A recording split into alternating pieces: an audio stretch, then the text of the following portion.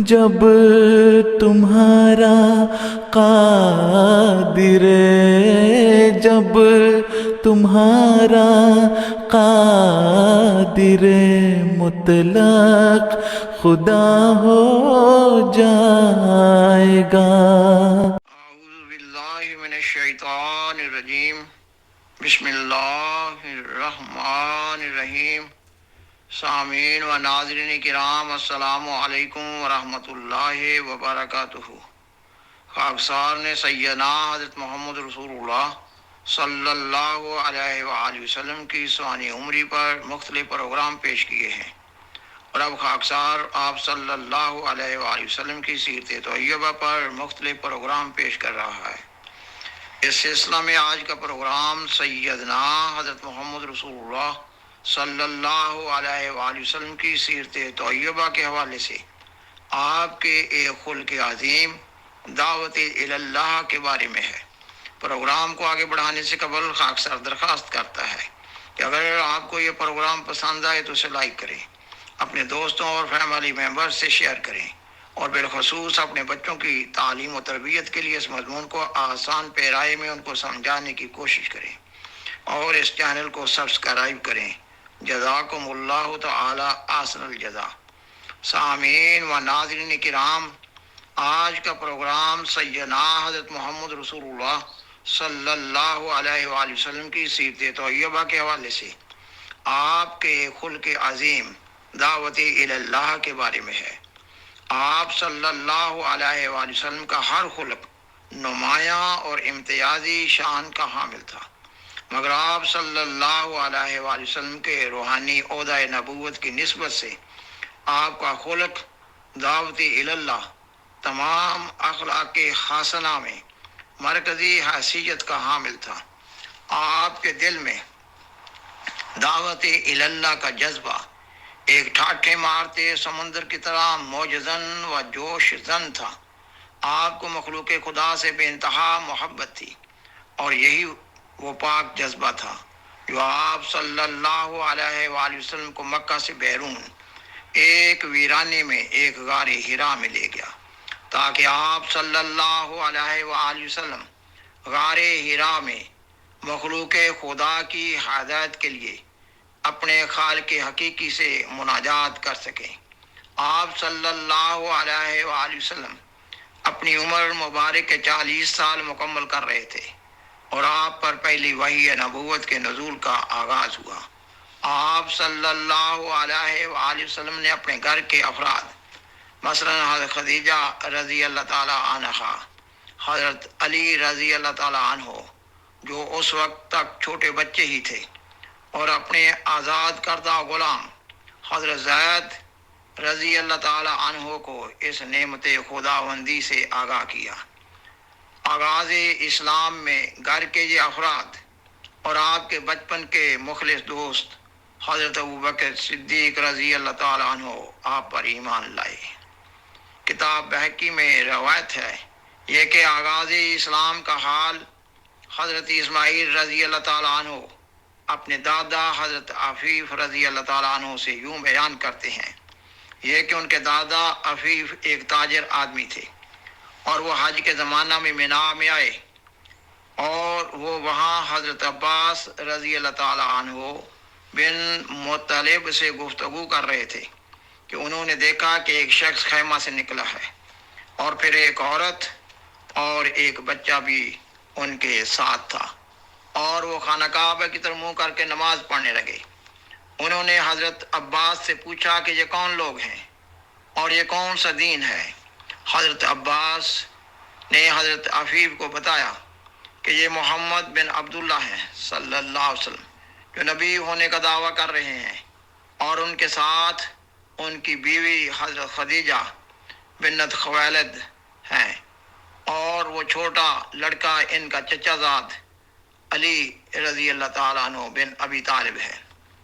آغاز اسلام میں آپ صلی اللہ علیہ وآلہ وسلم بڑی رازداری سے اسلام کا پیغام پہنچاتے تھے۔ انہی ایام میں حضرت ابوبکر صدیق رضی اللہ تعالیٰ عنہ کی خفیہ تبلیغ سے قریش کے چند نوعمر نوجوانوں نے اسلام قبول کیا۔ آغاز اسلام میں صرف اور صرف توحید کا پیغام دیا جاتا تھا اور سیدنا حضرت محمد رسول اللہ صلی اللہ علیہ وسلم کی رسالت کا اقرار کروایا جاتا تھا۔ سامعین و ناظرین کرام، بعثت نبوی پر چوتھا سال شروع ہو چکا تھا۔ آپ صلی اللہ علیہ وآلہ وسلم کو اللہ تعالیٰ کی طرف سے حکم ہوا کہ آپ لوگوں کو کھلے عام تبلیغ کریں۔ اللہ تعالیٰ قرآن مجید کی سورت الحجر کی آیت 95 میں فرماتا ہے، فَاصْدَعْ بِمَا تُؤْمَرُ وَأَعْرِضْ عَنِ الْمُشْرِكِينَ، یعنی یہ کہ پس خوب کھول کر بیان کر جو تجھے حکم دیا جاتا ہے، اور شرک کرنے والوں سے اعراض کر۔ اور پھر اس حکم کے فوراً بعد سورۃ الشعراء کی آیت 215 نازل ہوئی۔ اللہ تعالیٰ فرماتا ہے، وَأَنذِرْ عَشِيرَتَكَ الْأَقْرَبِينَ، یہ کہ اپنے اہل خاندان یعنی اقربا کو ڈرا۔ ان احکام کے ملنے کے بعد سیدنا حضرت محمد رسول اللہ صلی اللہ علیہ وآلہ وسلم ایک داعی اللہ کی حیثیت سے کوہ صفا پر چڑھ گئے اور قریش کے تمام قبائل کے نام لے لے کر بلند آواز سے پکارا اور اپنی طرف بلایا۔ جب تمام لوگ اکٹھے ہو گئے تو آپ صلی اللہ علیہ وآلہ وسلم نے فرمایا، اے قریش، اگر میں تم کو یہ خبر دوں کہ اس پہاڑ کے پیچھے ایک بڑا لشکر ہے جو کہ تم پر حملہ کرنے والا ہے، کیا تم میری بات کو مان لو گے؟ یہ ایک ناممکن سی بات تھی۔ کوئی بڑا سا لشکر مکہ کے اس قدر قریب پہاڑ کے پیچھے جمع نہ ہو سکتا تھا، مگر انہوں نے کہا کہ ہم آپ کی بات کو ضرور مانیں گے کیونکہ ہم نے آپ کو ہمیشہ سچ بولتے دیکھا ہے۔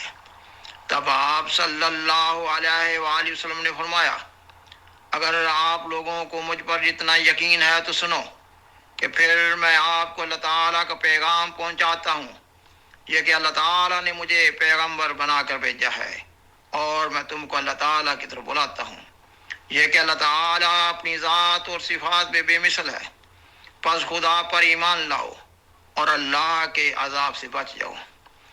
آپ صلی اللہ علیہ وآلہ وسلم کے اس طرح اعلان نبوت کرنے میں کئی ایک اہم اور بنیادی نکات پوشیدہ ہیں۔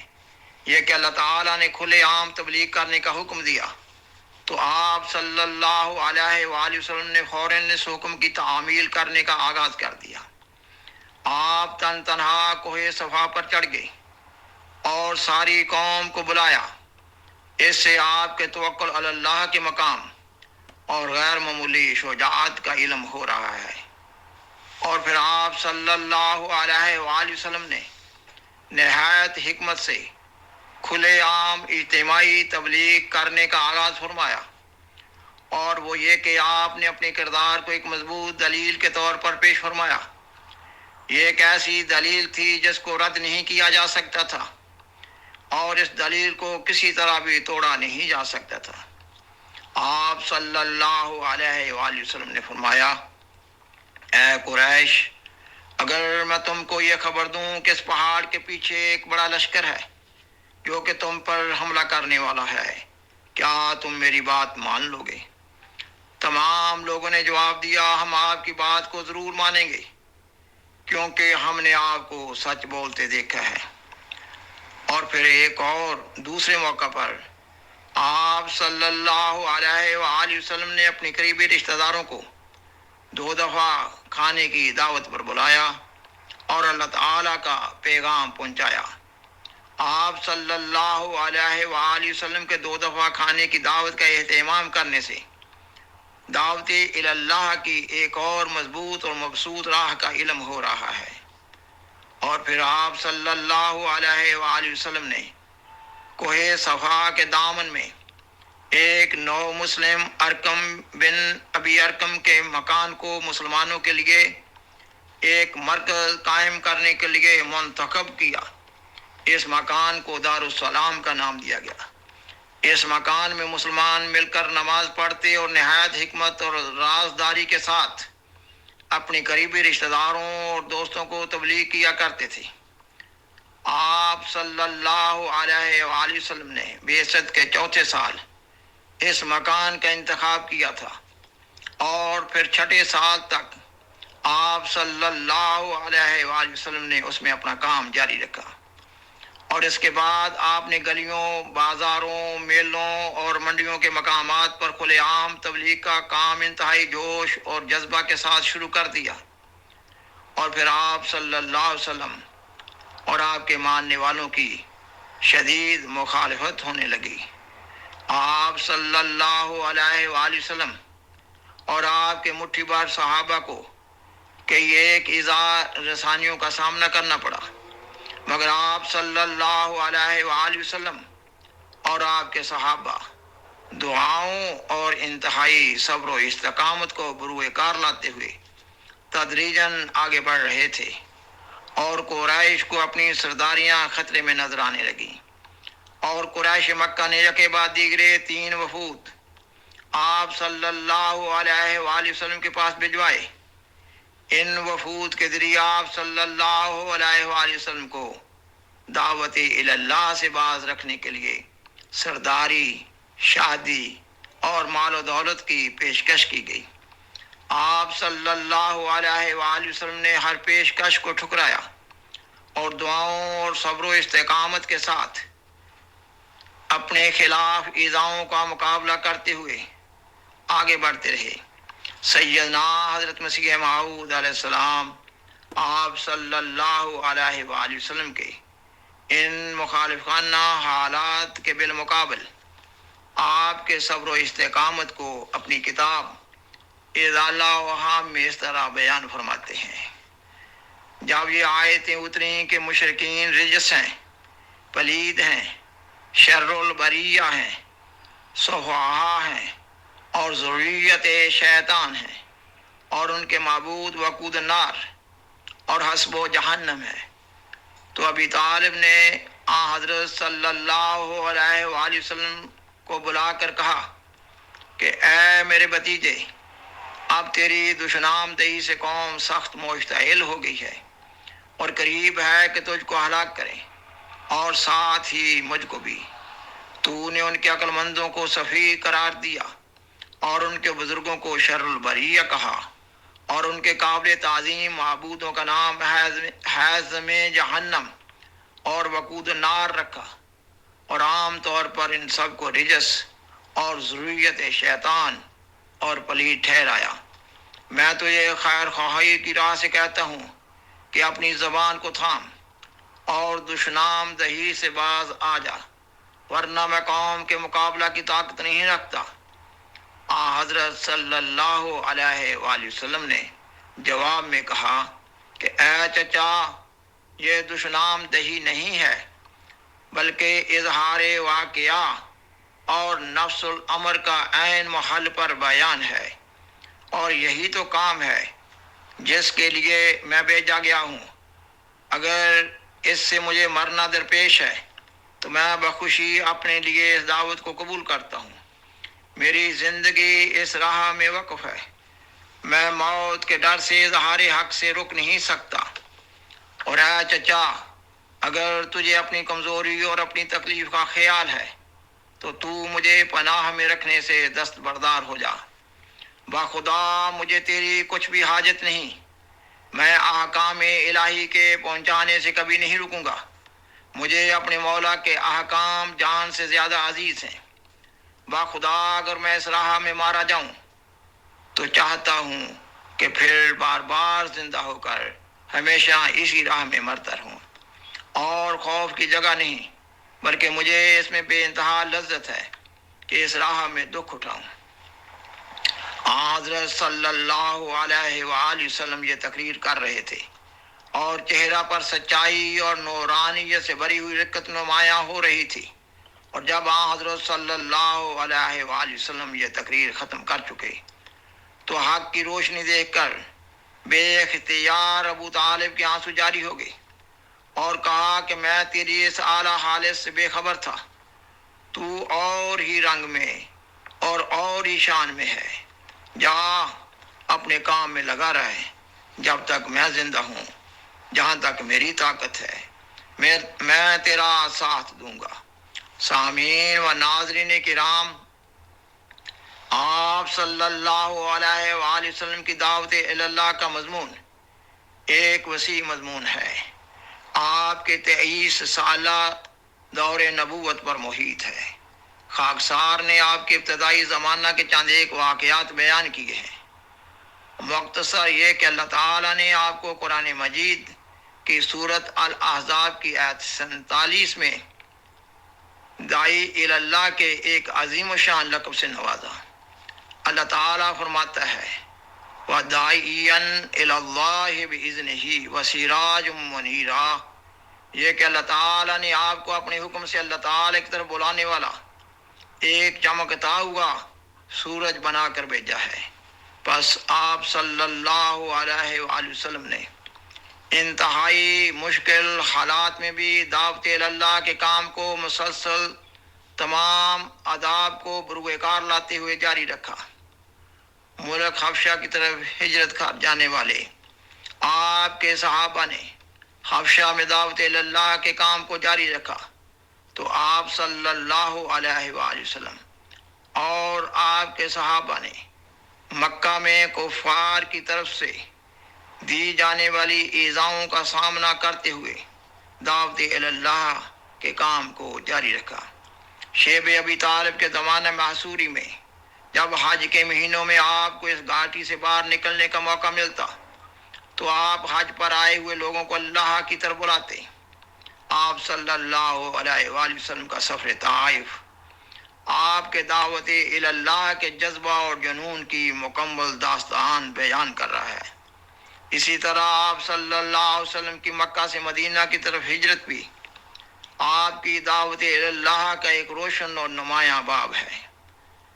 ہجرت مدینہ کے بعد آپ پر جنگیں مسلط کر دی گئیں مگر دعوت اللہ کا کام جاری رہا۔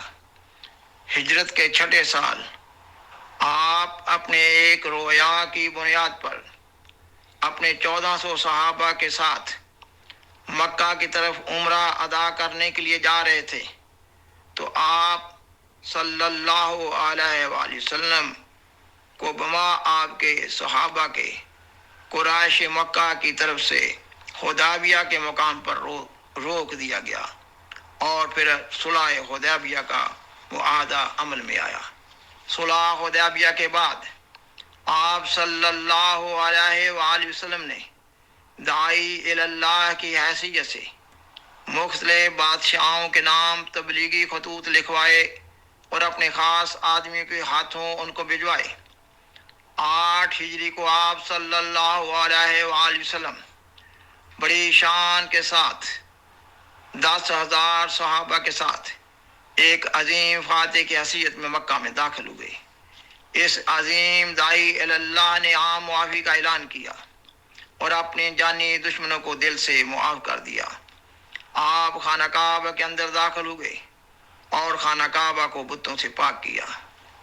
10 ہجری کو آپ صلی اللہ علیہ وآلہ وسلم نے قریباً 1,24,000 صحابہ کے ساتھ حج کیا اور اس عظیم اجتماع کے سامنے خطبہ حجۃ الوداع ارشاد فرمایا۔ آپ صلی اللہ علیہ وآلہ وسلم نے داعی اللہ کی حیثیت سے فرمایا کہ جو حاضر ہیں وہ ان لوگوں تک آپ کا یہ خطبہ پہنچا دے جو غیر حاضر ہیں۔ آپ کے دعوت اللہ کے کاموں کو قرآن مجید میں، حدیث میں، اسلامی تاریخ کی کتابوں میں محفوظ کر دیا گیا ہے اور اس کی گونج آج بھی ساری دنیا میں سنی جا رہی ہے۔ آپ صلی اللہ علیہ وآلہ وسلم فرماتے ہیں لوگوں، میری اور تمہاری مثال اس شخص کی سی ہے جس نے روشنی کی خاطر آگ جلائی، پروانے اور کیڑے مکوڑے اس پر آ کر گرنے لگے، وہ انہیں پرے ہٹاتا ہے مگر وہ بعد نہیں آتے اور اس میں گرتے چلے جاتے ہیں۔ میں بھی تمہاری کمر سے پکڑ پکڑ کر تمہیں آگ میں گرنے سے بچانا چاہتا ہوں اور تم ہو کہ دیوانہ وار اس آگ کی طرف بھاگے جاتے ہو۔ وآخر دعوانا ان الحمد للہ رب العالمین۔ شکریہ۔